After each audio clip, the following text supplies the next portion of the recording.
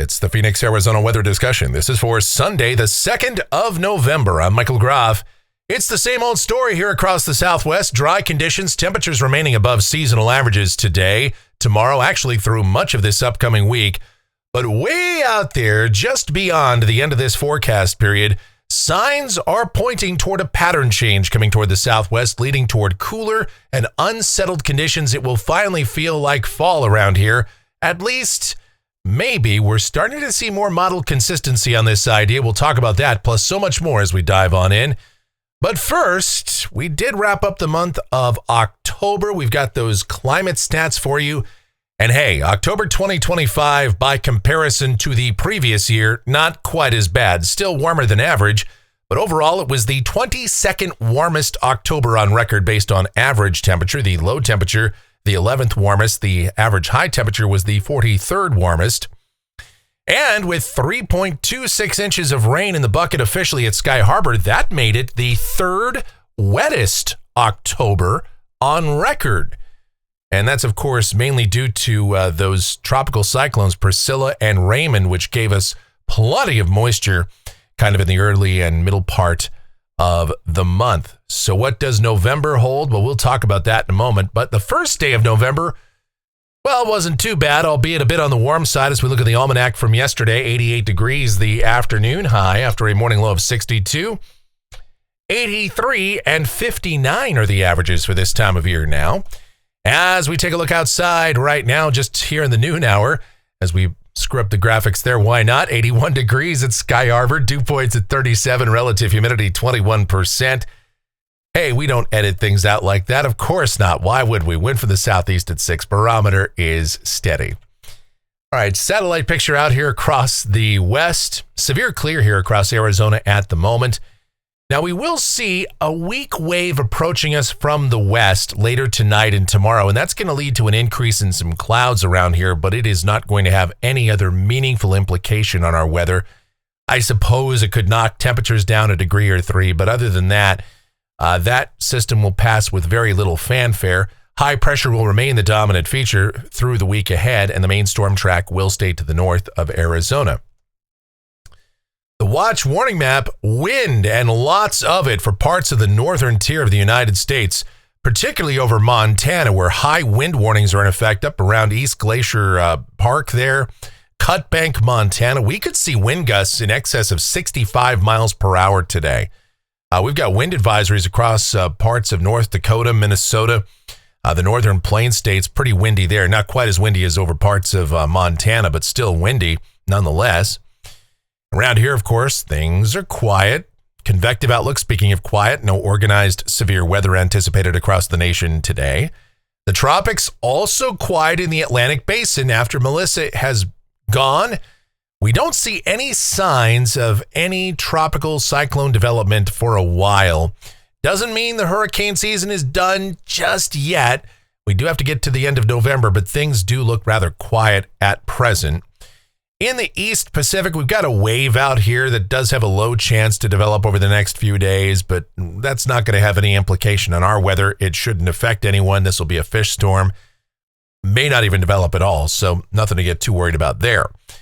Closer to home, the precipitation outlook valid through next Sunday morning from the WPC. Rain amounts in Phoenix, nothing. Statewide, nothing. Region-wide, nothing. If you want to find any rain, any meaningful precipitation, you have to head up towards central and northern California, and there's a bunch of it to be had there.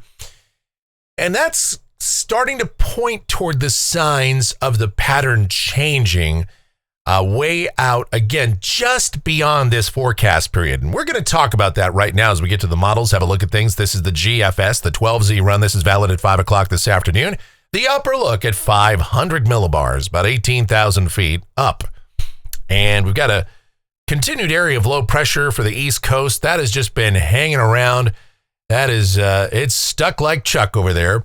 For the middle Atlantic states, cool temperatures and unsettled weather there. For us, high pressure above average heights. There is a little wave that's approaching us again from the west, but what it means for us today down at the surface for the rest of the afternoon, sunny, warm, highs anywhere from about 86 to 90 here in Phoenix. The warmest desert spots of southeast California, southwest, west central Arizona, likely getting up into the low 90s or so. For tonight, a few clouds will start to roll in overnight. We'll see lows generally in the mid-50s in the cool spots, low to mid-60s in the urban core. For tomorrow, partly sunny for northern Arizona, more sun than clouds here in the southern part of the state. We'll call it partly cloudy in Phoenix tomorrow with high temperatures generally in the mid to upper 80s. If you're up toward Flagstaff and the Grand Canyon, temperatures will come down a couple of degrees tomorrow. From the lower mid 70s today down into the mid and upper 60s tomorrow. Rest of the rim country in northern Arizona generally in the 70s and low 80s. Still gorgeous weather. Maybe a light breeze at times, but that's about it. No real change in the overall weather pattern. Let's go to Tuesday. That wave moves on by. We are dry. High temperatures stay in the mid 80s to near 90 degrees. More or less the same thing on Wednesday and basically the same thing Thursday. We might knock a degree or two off of these high temperatures, but generally speaking, we're keeping highs in the mid 80s here in Phoenix, maybe low to mid 80s on Friday and Saturday. And again, there might be a couple of passing clouds, but for the most part, conditions stay dry.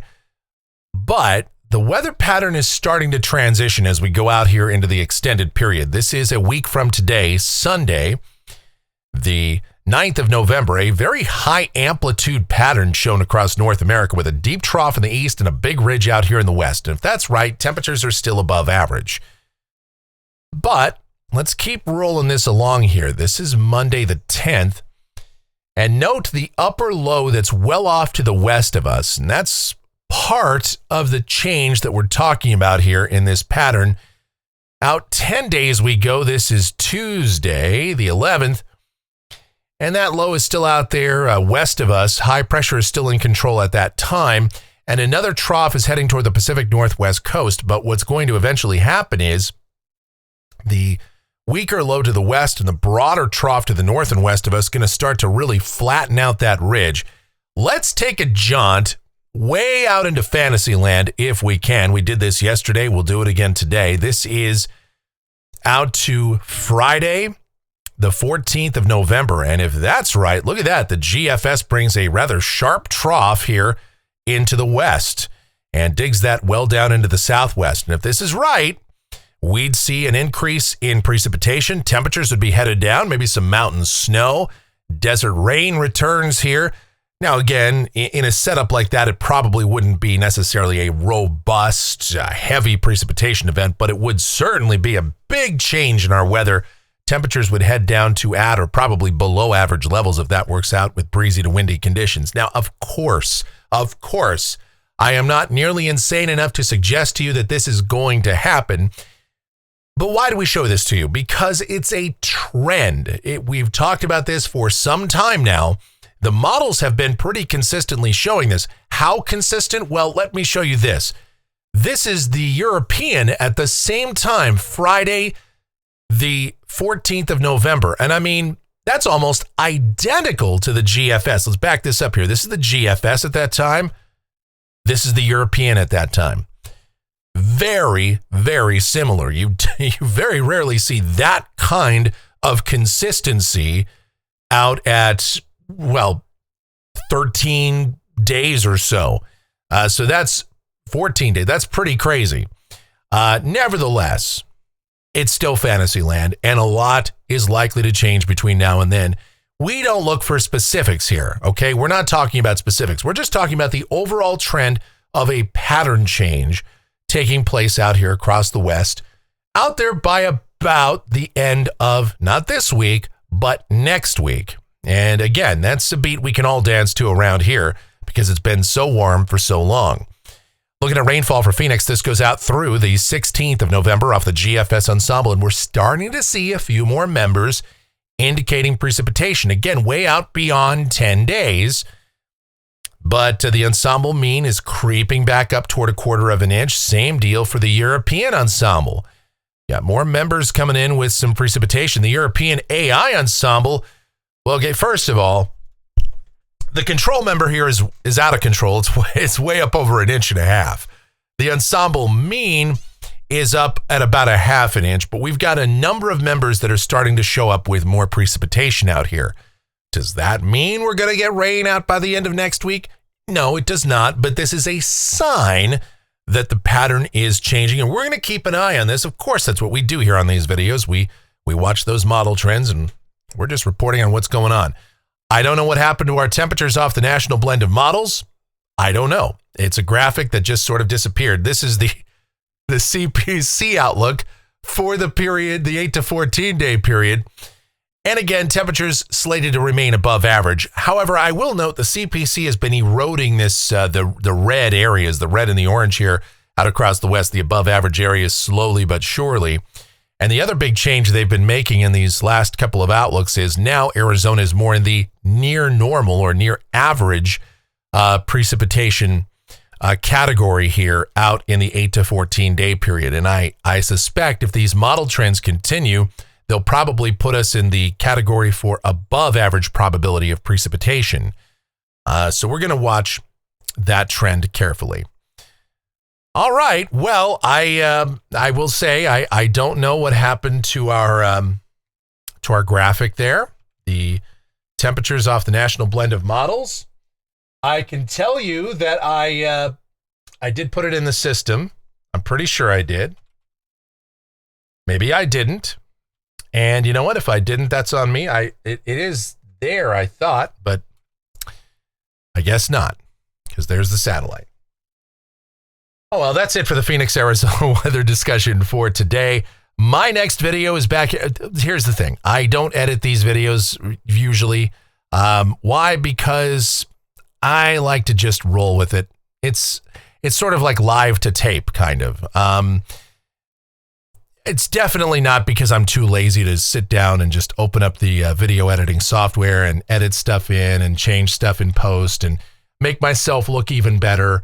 No, I like to look like a bumbling idiot. I think that's much better.